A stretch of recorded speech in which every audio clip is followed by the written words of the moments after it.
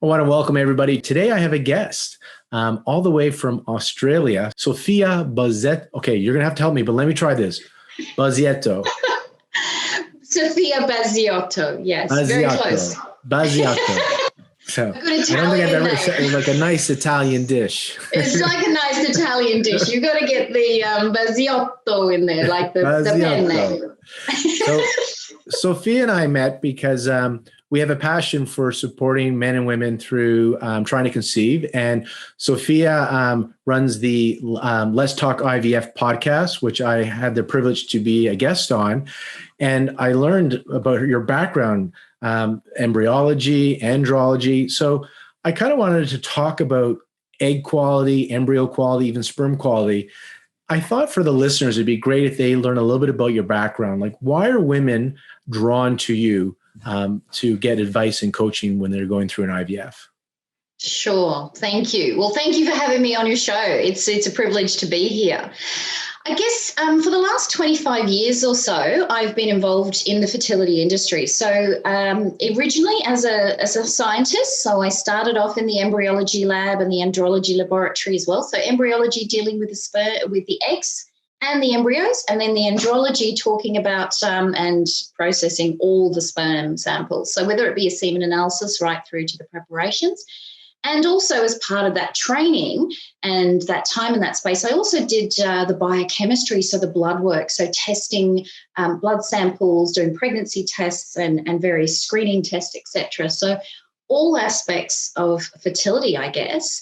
And in that work and over those conversations, and I think I've had about, definitely over 10,000 conversations with both men and women over the years, I found that there was a huge gap missing in what they actually received at the clinic and what they actually needed. So my favourite part of working with clients was actually talking to them.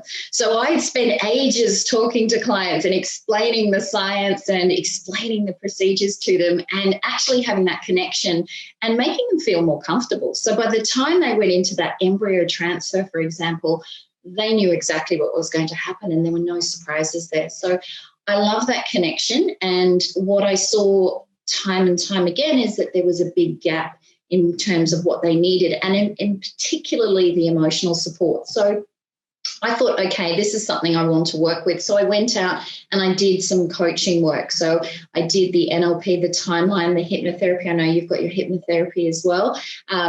Practitioner. And NLP, by the way, NLP2 and Erickson hypnotherapy. I didn't realize we had that connection. So yes. Very good connection. Absolutely. That's why we could talk for ages. So I did all that training and I thought this is brilliant because with my science background, I can bring the science and the coaching and bring something new that's actually missing. And I also did a little bit of cognitive behavioural therapy as well, just to study that technique as well. And all these modalities, when you bring them together and combine it with the science, makes it a really powerful and extremely rare combination because a lot of the times people come from one side or the other. They might have a coaching background, but they don't necessarily have the science. And so to answer your original question, I guess I bring that expertise of science and being in the lab so I can talk to both men and women about, the intricacies of what they're going through. And then, of course, I can bring that emotional support through all the coaching techniques as well.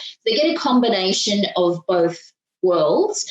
And I guess in terms of timing, when you talk about the clinic, and I know we've talked about this briefly off camera, the timing that is involved for these processes is limited in what the clinics can offer you because there is a certain appointment time and you do have a certain space in order to get information covered. The emotional support that is required for these treatments is not something that turns off the minute they walk out of the clinic. And that's where the benefit comes in because I can actually provide them with 100% support, both whilst they're having their treatment and in between appointments as well. So that's, I guess, where the beautiful thing lies. And that sort of golden space is the fact that there is the time that I can dedicate to clients, which they will not get necessarily from any other forms of support, and certainly not with the science background. And I think that's the attraction part. You're offering some things that are considered a little bit out there, like the mind-body stuff. However, Yes. you're grounded in the science. And so that's what attracted me to want to talk to you on our channel today. Because when couples come to us, when women come to our practice, they're looking, if they're going to do an IVF, they're looking, how can I improve my chances of IVF success? And really, how do I improve my egg quality, whether you're trying to conceive naturally or through an IVF? And so the first question I wanted to kind of ask you, just a basic blank one, is it possible to improve egg quality? Or if you're 38, is that as good as it's going to get? At 39, it's not as good as it was at 38? Or is there room to impact the egg quality? Yes, look, and that's a brilliant question. And it's something that I obviously talk to clients about a lot. Now, I guess over the 25 years of seeing clients, and I guess I get to look at those eggs, microscopically. So you may have, in the course of a week, you may have different ranges of patients. You might have on one particular day a 30-year-old. Now, that 30-year-old may have diet issues, they may have other health issues, and you might have a 40-year-old come in on the same day. Now, although the egg numbers collected from both those women may be vastly different, and that comes into play with a number of other factors, the person who may have the dietary and other health problems will definitely have an impact. That will have an impact on their oocyte quality. Now, again, microscopically, you might not see so much of a difference. But what you do see as a difference is as those embryos are grown over the course of, up to day 5, we'll actually see changes. Even up to day 3, what we see is there's definitely a sort of change in terms of what is inside that embryo. We'll see increases in fragmentation. So when the embryo is actually dividing, we like to see little bubbles. And sometimes pieces break away. And those sections and pieces that break away, fragmentation, will actually, when we're scoring those embryos, they will score a lot lower. Okay, and generally they don't go on to produce the good quality blastocysts which we're looking for to transfer. So on the course of one day, we'll see a range of different ladies coming through. And at the end of that week, it is not necessarily the younger patient who has the best quality embryos to put back. At the end of the day, it is possible, because those same patients, I'll see them 1 month and then, 3-4 months later, they'll come back in and have another cycle. And they may have had a poor outcome from that first cycle and been recommended to make some changes, or they may have received some help. That could be diet, that could be acupuncture, that could be a number of other different services. When they come back in for that next cycle, you definitely see a difference in oocyte quality and ultimately embryo quality when that gets through to transfer day. And obviously, at the end of the day, it's a healthy baby. So we do see that, because what I guess, as many of your viewers may know, is that it's not just necessarily one cycle that they go through in order to take that baby home. It could be a number of cycles. So over the course of that journey, you get to see that particular patient's eggs and embryos at multiple times and see what they're doing in terms of their lifestyle changes, because obviously we talk to them. There's a lot of conversation going on, and they will tell us what changes they've made, and certainly we do see that change. So yes, absolutely, you can change your egg quality, and there are a number of things you can do to have that happen. And certainly if you aren't getting success in terms of pregnancy, those are things we look at. And of course, mindset is a huge part of what I do, and I know you do it as well, in terms of getting a healthier pregnancy happening, whether that be before they get to the clinics or if they're already at the clinics having treatment. Talk about some of the things that women can do to optimize their fertility. So from what you just shared, because I want to talk about the mindset and other things you're doing, I just want to check in then with, we can improve egg quality. And it's my understanding that if you're in your early 30s versus you're somebody who's 40, that's where the dietary and other things are even more important because of the aging. So that's, the body can be forgiving to the 20-year-old who's not taking care of herself, but with time, so as you get older, taking care of the body and the mind seems to be more important to help optimize the egg quality. You want to do everything you can to affect those variables? Yes, and look, and what you're saying is so true. The body is a little bit more forgiving when you're younger. You do have a little bit more time. But I think what you've got to remember, and we do talk about, and you said, let's talk about some of the studies. When we are talking about the studies, what we have to remember that it is the 1 in 6 potentially couples that are experiencing fertility issues. There's a whole range of the population that isn't going anywhere near the fertility clinics and isn't having anything studied. So, and I know from some acupuncture friends of mine who have treated women with AMH levels of 1 and below in their 40s, and they have had a successful, healthy baby and pregnancy. A lot of those women aren't involved in the studies that we see. So I think it's really important when we talk about data that we remember that we're looking at a small subset, and there's a vast population out there who may still be having their own fertility struggles, but they never actually make it to the studies.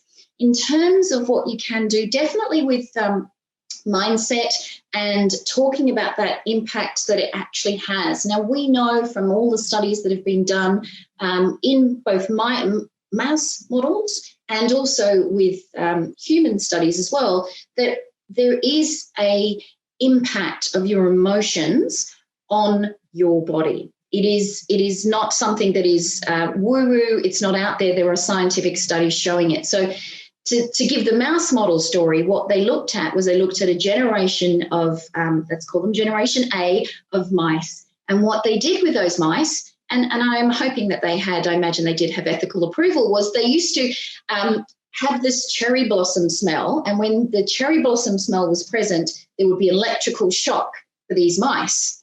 Okay, so that's Generation A. Now, they actually had the smell and the shock. And so, of course, anytime they even smelt that smell, they would think, oh, my goodness, there's going to be a shock. Now, when they went to Generation B, those offspring of that first generation, they would also be fearful at just the smell of cherry blossom. Now, how can that be possible? Because they haven't been part of that experiment. They haven't actually been exposed to the shock. And their generation, their offspring, Generation C, so A, B, and C would still be fearful, even though they hadn't experienced that electric shock. They had no physical stimulus at all to be linked to that smell of that cherry blossom, yet they were still fearful. So we know from this model, and there have been, as I said, lots of other experiments, that this is handed down. So there is an impact of fear and emotions on your body, and we do pass that down. In terms of fertility, we know, and there's a study I'm just reading now, which is brilliant, that the stress and anxiety that is experienced by fertility patients, and this was, I think, predominantly women that answered this study, is equivalent to having cancer and having cardiac and hypertensive sort of surgeries and the recovery involved with that. So there are more and more studies coming out about the level of stress and anxiety that fertility clients do experience. They are being published in the journals. And as I said, this one was very recent, and it put those stress and anxiety levels at that height. So cancer patients, again, are going to be experiencing the same sort of stress and anxiety that we know the fertility clients do. And I guess being on the forums as I am as well, I'm sort of seeing the conversations, not only of my clients, but of other people who are experiencing that stress and anxiety. So we know it's a huge part of trying to conceive. And it is something that we can work on, because we can change your body biochemistry by changing your thoughts and your emotions and how you're dealing with those. And of course, everyone's different. They all have different stresses in their life, but these are easy things that we can do and work on, so that when it comes to preparing for that cycle, they are ready. They have done the work. And it's not just let's start 3 months before. It is let's start 6 to 12 months before. Let's look at all the aspects of your health.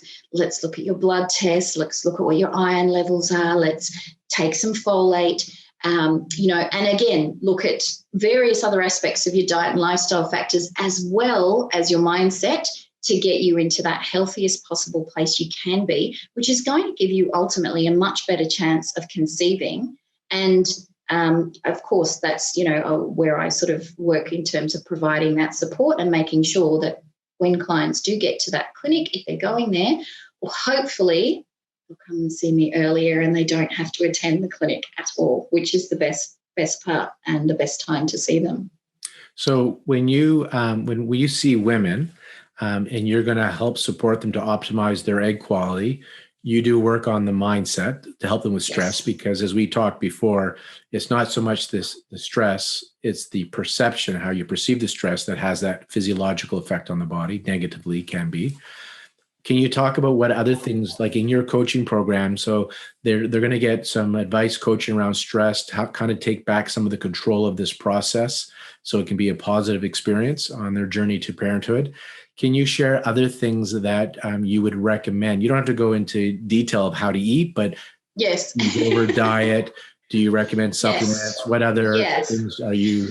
Absolutely. And look, and as we've discussed this earlier and off camera, that the percentage is usually the women. The women are the ones coming to get the help, and we'll talk a little bit about the men later. But there's so many things you can do. So it's not just the diet and lifestyle factors, but they are very important. So you are looking at, alcohol consumption, reducing little to none. If you can do that, that's the best. You are looking at sleep. Sleep is so important, and of course is intricately linked to the stress levels that you have in your life as well. So if we can look at areas, and again, this will be different for every single client, where their areas of stress are and what we can do to alleviate that. Sleep is another one, and sleep hygiene. It's amazing how many people aren't getting a good night's sleep, and that helps incredibly when it comes. Obviously, it's a restorative process anyway. It's an emotional regulation process, which is ultimately you'll cope better during the day if you're sleeping, but it'll also help you cope with the whole fertility journey per se. So looking at sleep, looking at diet and lifestyle factors, looking at exercise. And again, most people that I speak to, and it's amazing how many people, it doesn't matter what sort of area you live in, whether you're in a hot or a cold environment, when they leave school and organise sport, to actually go out and get regular exercise is something that people haven't thought about for a while. And just because they might not feel as though they're overweight or they need to do, exercise is so fundamental in terms of mental health and giving you that ability to increase your endorphins and your feel-good hormones. Doesn't have to be, 45 minutes at the gym. It can be as simple, start off with 10 minutes going for a walk, park your car further away from the train station so you walk a bit further every day. Simple, easy things that are guaranteed to give you a better a chance when you are trying to achieve this pregnancy. And they're all very easy things. As I said, without going into all the details, these are all simple things that people can do. Do you recommend supplements, Sophia? Because a lot of people you mentioned folate. So a lot of the vitamin Bs, the B vitamins are the ones that they put in all the, in terms of, the stress and executive stress hormones. So vitamin Bs, but getting those levels, importantly, Lorne, I guess getting those levels checked. And if you can do this 6 to 12 months before you start, that's a really important thing. Vitamin D is also vital, and it's lacking in so many women and men.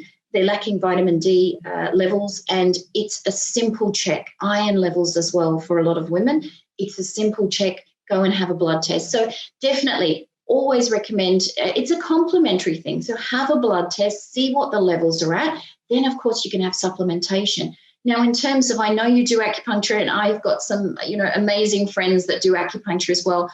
With my own experience, many years ago, I used acupuncture and herbs. I had the herbal tablets to regulate my own periods. So I know that it's phenomenally successful. I had another acupuncture story, not fertility related, when I tore my ACL in my knee in a basketball injury. I literally went to this acupuncturist I'd never met before. And after, I think it was on the table for about an hour with needles, he gave me herbs. He gave me this almost like a witch's brew to cook up and wrap bandages in. Well, you said you got tablets for the fertility. I'm like, you got off easy, because usually it's the tea that doesn't taste so good. Yes, no, he said, no, this is really good for your knee. He wanted me to wrap my knee. It was just, but I literally got off that table and I could barely walk. And I got off that acupuncturist table and I felt as though I could run. Literally, and I could barely walk when I got in there with this ACL knee tear. So I've had my own experience with acupuncture, and it is something that I do encourage women and men to go and have an acupuncture session. And certainly the herbal remedies are fantastic. So, but if you get time, and if you get, I'd say 3 months is the bare minimum, and 12 months is better. 3, 6, 12 months. If you're starting to prepare, even now, if you're planning a pregnancy in 2021, there are so many things that you can do to actually have a healthier pregnancy, and using all these modalities, including the herbs, the acupuncture, the supplements, the vitamin B, vitamin C is fantastic, vitamin D, iron if you are lacking in iron. But you've had all those tests months in advance, so you can start to take the supplementation. You can start to change other factors in your lifestyle. You can introduce exercise. You can do the mindset work. So by the time you actually get to go to the clinics, if that's where you end up, a lot of the time you'll actually have a pregnancy before that. And I've seen that. This one lady I worked with recently, literally, I looked at all the different parameters where the husband had some issues, she had some issues, they were ovulating, but there were so many different issues going on. I thought, for certain, okay, let's just do the work. But I thought she was heading on a fast track to go to the clinic, and she's pregnant. I think she's about 14, 16 weeks or something now. So it does happen, and you can do the work. And it's phenomenal. Getting your body and your mind and, taking the supplements gets you into that perfect environment, that sweet spot where no matter what happens, and this is the thing we've spoken about before, when you actually, and you're spending that much time with a client, if they go to the clinics and if they end up there, they're a different person entirely. You can tell that they've actually done preparation work. You can tell because they have a different experience. And ultimately, that's the beautiful thing, is that if they do get to the clinics, they're going to have a much better cycle and a much better outcome for all the preparation work that they've done. The IVF clinics often comment that they can tell who the AcuBalance patients are in Vancouver because of how calm they are and confident, and they're doing all already taking their supplements. So you mentioned men twice. So yes. We talked about egg quality. So you mentioned that there's things you can do for egg quality, and you can't change how many birthdays you've had. So we've discussed that. No. Obviously you want to, you don't want to do things that are going to damage your eggs, like smoking or starvation diets or the chemicals in the environment. So you want to feed your body what it needs, and the mindset's key. Can we do things for sperm? Because it takes two to make a baby, or one to make a baby? It does. And look, and I'm 100% with you. I had a conversation with a gentleman, and I love the fact that he actually contacted me, because it's not a common thing. It's normally, as you would know, it's the female like dragging, kicking and screaming, no, you've got to have this conversation and talk to this person. But he actually reached out to me and he said, look, I'm not ready yet, but what I want to know is this going to be something I can do? And what do you think I should have done? And, is a semen analysis enough? And I said, well, a semen analysis is great, but that's just one part of the picture. That's one part of the puzzle, because, your sperm quality is affected by everything else around you in terms of your diet, your environment, your exposure to chemicals, what you're eating, what you're drinking, whether you're taking any medication. For some of the guys who are in the gym, are you, taking other, steroids and things like that for the muscle mass? All of that impacts your sperm and your quality of your actual sample. So I said, look, let's have a conversation about all of those factors, and then we can have a look at the semen analysis and know that it can change in a heartbeat. And I want to tell you a story here. Years ago, we were doing a procedure called GIFT, gamete intrafallopian tube. So what we used to do, collect all the eggs, get the best looking eggs and the most mature eggs, put them aside, and then we'd prepare the sample in a separate laboratory, and then that would come up, and then we'd put the eggs and the sperm in a long, fine catheter, and we'd insert into the fallopian tubes. And we actually had really good success rate with that. On this one particular day, I was down in the andrology lab, in the sperm lab, and I had a gentleman come in, and I had seen him a month or two before, perfectly normal semen analysis, because it had to be a certain quality in order to do this procedure. Nothing wrong, absolutely, and not anticipating any problems whatsoever. and he went to collect his sample. Now, when we always have their phone number in case there's any issues to call them back. I had a look at his sperm. Nothing, not one single sperm. So I spun the sample, looking, nothing. So I called him back. Did anything happen? Did you miss was there any collection problems? And part of our process, we would always ask, have you had any flu-like symptoms? Have you had any fevers? Anything like that. And he said, yes, he had been sick lately. So I got him to collect again. Now, this is way before the time where we would go in and do the PISA procedure and surgically extract, and we'd have a backup plan, and also before the time where we would freeze the eggs, which would give us sort of backup options, way before any of that. And he did collect a second sample, nothing there, and there was nothing we could do. Now, this was a perfectly healthy man with a perfectly normal semen analysis. Now, when they came in before the next cycle, I had him come in again, collect a sample, nothing wrong. Perfectly normal semen sample, numbers, motility, everything was perfect. We froze that. So we had a backup in the freezer for this particular guy. The only thing that was wrong with him at the time he had that first collection and we didn't get any sperm whatsoever was he had the flu. Now, he had a really bad flu. And he had a high temperature and fever, and he had nothing, not one single sperm. Now, there was no other accounting for what happened to him because the next month he came in, he was healthy. 2 months prior, he was healthy. There was nothing issue. So, look, again, it is one of those stories that I say, look, we do ask. It's a routine question. Have you had any fevers? Have you had any sickness lately? Because that impacts your body and obviously your ability to produce viable, great sperm in order of have the capacity to fertilize eggs. And that's a story that I bring up because there was absolutely nothing in that explanation that he could give me other than he had the flu. And we froze a sample and they did get pregnant eventually. And it was all a happy story. But at the time, it was a crisis. How can this happen?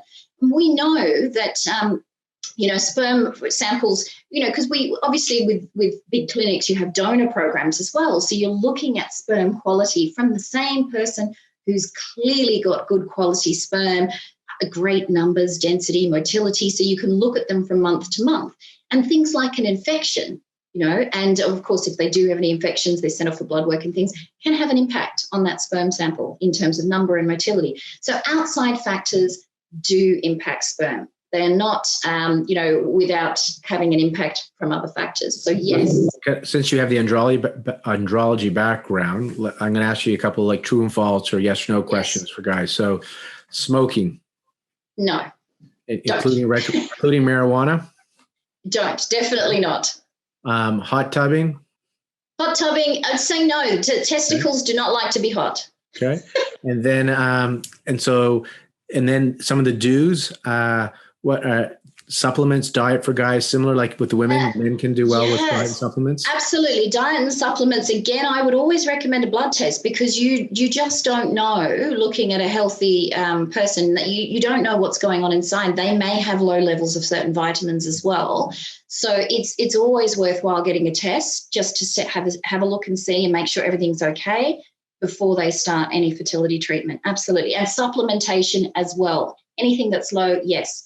And there are herbs, obviously, that men can take. So 100%, yes. Because unlike the female where she has her eggs from at birth, the men are making sperm all the time. So if their environment is not great, they've been smoking, they have deficiencies, and they've been hot tubbing over a couple of months. If they change their environment through diet and supplements, they have the opportunity to start producing higher quality or good quality sperm. Yeah, even cyclists, the cyclists who wear Lycra, and obviously there's a lot of friction in that area as well, barring any injury. And of course, if this particular guy I was talking about before, you're looking and you're asking all the questions. Have you had any injuries? Have you had any issues? Have you had any sickness? So yeah, absolutely. They are continually producing sperm. So it's even more important that they are looking at what their diet is. They are looking at what they're drinking and smoking. Alcohol has a huge impact on the body. We know that it's a toxin. And your body, if it's not doing all the other things it should be doing, such as getting the nutrients and doing all the other wonderful things it does, it's getting rid of this toxin out of your body. And so if even for the men, it's equally important that DNA is being shared for this future baby. So again, while we're not expecting everyone to be saints and never have a drink of alcohol and never, there are certain things that you can do in that conception time, especially when you're preparing. Once you're pregnant, of course, it's a little bit different story for the male than the female. However, preparation time is really important because, that they are contributing 50%. So we need to keep that in mind. Absolutely. They don't get off the hook that easy. And then lastly, how do people find you? How do they get in touch with you? And where do they find your podcast? Because I looked and you have a series of podcasts for a couple of years now. So you can get in touch with me through my website and I'll give you the details. It's ivfcoachingclinic.com.au. The podcast is called Let's Talk IVF, and I've done episodes and interviews I've done a few episodes with acupuncturists and naturopaths and all sorts of wonderful people with different modalities for fertility clients, so they can sort of have a range to choose from. But yes, my podcast is available on my website, ivfcoachingclinic.com.au. It's also available on Spotify and it's also available on iTunes. And the podcast is called Let's Talk IVF. So they can get in touch with me through the website. I'm also on Instagram and Facebook. So I, get messages through Instagram as well quite often. So they can contact me through there. But there's a button to click to have a free call with me if anyone wants to get in touch and just, have a conversation to see where they're at and see if I can help them, on their journey to have that healthy baby. Well, you offer a great service to support these men and women on their fertility journey, and you got a great resource with Let's Talk IVF. Sophia and I I'm on her podcast. So I think it's December 2020. You can tune in there and we talk about laser acupuncture and photobiomodulation for fertility. So that's on there as well. Sophia, thank you very much. Good luck with everything going on with you guys in Australia. Thank you. And I'm glad that the internet allowed us to connect and I was able to share you as a resource to the public. Beautiful. Thank you so much for your time, Lorne, and have a wonderful weekend. Bye now.